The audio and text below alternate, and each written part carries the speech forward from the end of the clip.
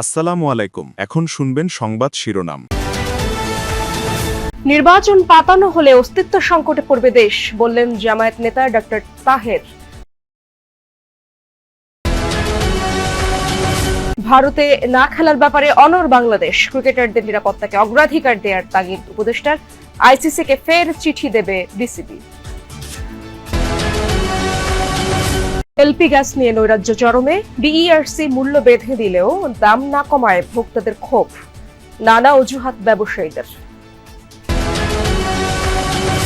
দেশ জুড়ে শীতের দাপট, কনকনে হাওয়া ও ভারী কুয়াশায় বিপর্যস্ত জনজীবন। মৌসুমের সর্বনিম্ন তাপমাত্রা নওগাঁয় 6.7 ডিগ্রি সেলসিয়াস। আসসালামু আলাইকুম। এতক্ষণ শুনছিলেন সংবাদ শিরোনাম, এখন শুনবেন বিস্তারিত। যারা দেশ ছেড়ে পালিয়েছে কিংবা এই নির্বাচনে বিএনপির প্রতিপক্ষ, তারাই অতীতে বিভিন্ন সময়ে আপোষ করেছে, এমন মন্তব্য করেছেন বিএনপির স্থায়ী কমিটির সদস্য আমির খসরু মাহমুদ চৌধুরী। বলেন, একমাত্র বেগম খালেদা জিয়াই জীবনের শেষ দিন পর্যন্ত কোনো ধরনের আপোষ করেননি। দলের স্থায়ী কমিটির আরেক সদস্য ডক্টর মঈন খান বলেন, কোনো শক্তি আর বিরাজনীতিকরণ করতে পারবে না। সকালে জাতীয় প্রেস ক্লাবে বিএনপি চেয়ারপারসন খালেদা জিয়া স্মরণে দোয়া মাহফিল এবং শোক সভার আয়োজন করে জিয়া পরিষদ। আয়োজনে বিএনপি স্থায়ী কমিটির সদস্য আমির খসরু মাহমুদ চৌধুরী বলেন, খালেদা জিয়ার ত্যাগ ও আপোষহীনতার জন্যই বিএনপি নেতাকর্মীরা ভীষণ সাহসী। জিয়াউর রহমান ও খালেদা জিয়ার গণতন্ত্রের মশাল এখন তারেক রহমানের হাতে বলেও উল্লেখ করেন বিএনপির এই নেতা। যারা পালিয়ে গেছে তারাও আপোষ করেছে। আজকে যারা আমাদের নির্বাচনে অংশগ্রহণ করছে বিএনপির প্রতিপক্ষ হিসাবে, তাদের মন্তব্য 1-11-এর পক্ষে ছিল, কিন্তু একমাত্র বেগম খালেদা জিয়া কোন ধরনের কম্প্রোমাইজ করে। গণতান্ত্রিক শক্তিগুলোর সঙ্গে সম্মিলিত হয়ে 31 দফা সংস্কার প্রস্তাব আমরা দিয়েছি। নির্বাচনী ইশতেহারেও মূলত এই সব উপাদানকে ভিত্তি করে ইশতেহার তৈরি হবে। সুতরাং নির্বাচনের সময় শান্তিপূর্ণ পরিবেশ বজায় রাখার জন্য সতর্ক দৃষ্টি থাকা কিন্তু প্রয়োজন হয়ে দাঁড়িয়েছে অনেক বেশি। দুপুরে ঢাকা রিপোর্টার্স ইউনিটিতে খালেদা জিয়ার রুহের মাগফিরাত কামনায় শোকসভা ও দোয়া মাহফিলের আয়োজন করে জাতীয়তাবাদী সমমনা জোট, যাতে যোগ দেন স্থায়ী কমিটির সদস্য ডক্টর মঈন খান। বলেন, 2008-এর জাতীয় নির্বাচন ছিল পাতানো, দেশে আর বিরাজনীতিকরণ সম্ভব নয় বলেও মনে করেন বিএনপির এই নেতা। বাংলাদেশের মানুষ, তাদের রক্তে রয়েছে গণতন্ত্র, তাদের রক্তে রয়েছে রাজনীতি। কাজে বাংলাদেশকে কোনো শক্তি বা কোনো পরাশক্তি কোনোদিন বিরাজনীতিকরণ করতে পারবে, এটা আমি বিশ্বাস করি না। নেতারা বলেন, বেগম খালেদা জিয়া 2008 থেকে 2024 পর্যন্ত ভারতে টি-20 বিশ্বকাপ খেলার পরিস্থিতি নেই, আবারও বিস্ফোরক মন্তব্য করেছেন ক্রীড়া উপদেষ্টা আসিফ নজরুল। বিসিবির সঙ্গে সভা শেষে ক্রীড়া উপদেষ্টা জানিয়েছেন, আইসিসির সঙ্গে তারা আবারও সভায় বসবেন। বিসিবির সভাপতি আমিরুল ইসলাম বুলবুল জানিয়েছেন, তারা এখনও তাদের সিদ্ধান্তে অনড়। ভারতে টি-20 বিশ্বকাপ খেলতে না যাওয়ার দাবি জানিয়ে আইসিসিকে চিঠি দিয়েছিল বাংলাদেশ ক্রিকেট বোর্ড। পাল্টা মেইল করেছে আইসিসি। বিসিবির দাবি গুরুত্বের সাথেই দেখছে ক্রিকেটের নিয়ন্ত্রক সংস্থাটি। এই পরিস্থিতিতে পরবর্তী পদক্ষেপ ঠিক করতে আবারও সরকারের শরণাপন্ন বিসিবি।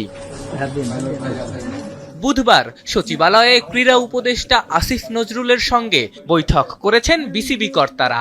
বাংলাদেশের ক্রীড়া ক্ষেত্রের অভিভাবক এখনো তার আগের ভাবনায় অবিচল। খেলতে যাওয়ার জন্য ভারত কোনো নিরাপদ জায়গা নয়। ভারতে নিরাপদে খেলার মতো পরিস্থিতি নাই। আমার কাছে মনে হয়েছে এটা নিরাপত্তা ইস্যু শুধু না, এটা জাতীয় অবমাননা ইস্যু, আমাদের জাতির অবমাননা। এলপি গ্যাসের বাজারে নৈরাজ্য থামছে না। বিআরইসি দাম বেঁধে দিলেও তা বাস্তবায়নে নেই সরকারের কোন নজরদারি।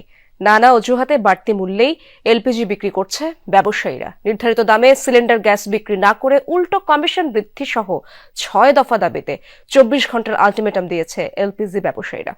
অস্বাভাবিক দামে এলপি গ্যাস কেনায় ক্ষুব্ধ ভোক্তা সাধারণ। সারা দেশে এলপিজি গ্যাসের ভয়াবহ সংকট। এই সংকটকে পুঁজি করে বাড়তি টাকা হাতিয়ে নেওয়ার অভিযোগ করছে ভোক্তারা। পরিবেশকরা দোষ দিচ্ছেন সরবরাহ ঘাটতি ও লোকাল ডিস্ট্রিবিউটরদের।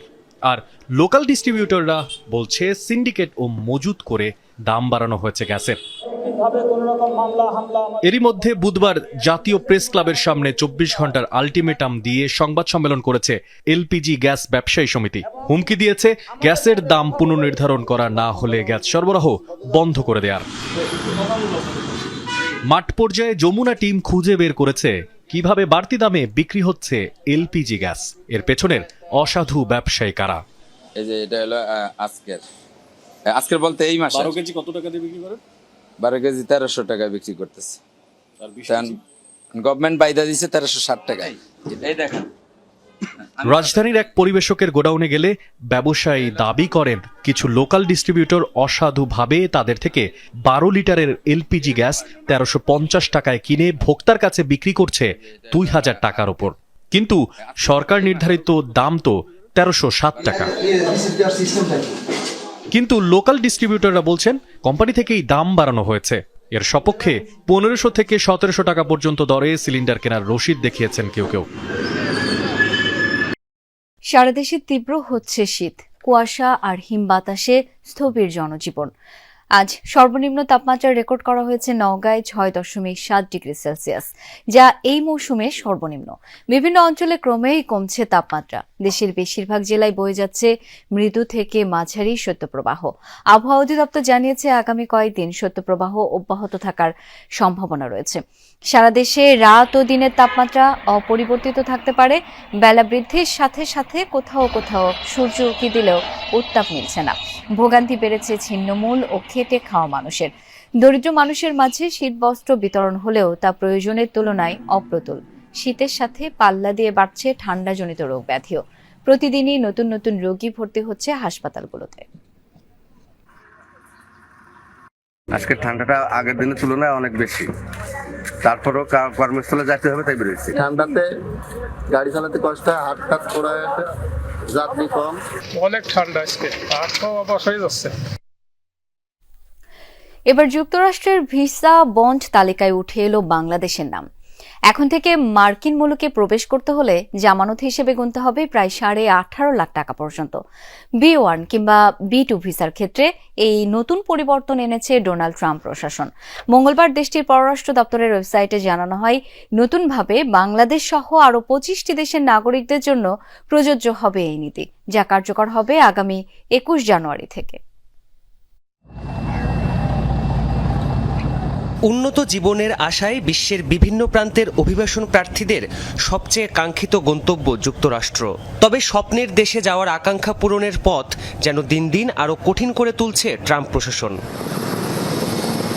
দ্বিতীয় মেয়াদে যুক্তরাষ্ট্রের প্রেসিডেন্ট হওয়ার পর থেকেই অভিবাসন ইস্যুতে একের পর এক কঠোর নীতি গ্রহণ করছেন ডোনাল্ড ট্রাম্প।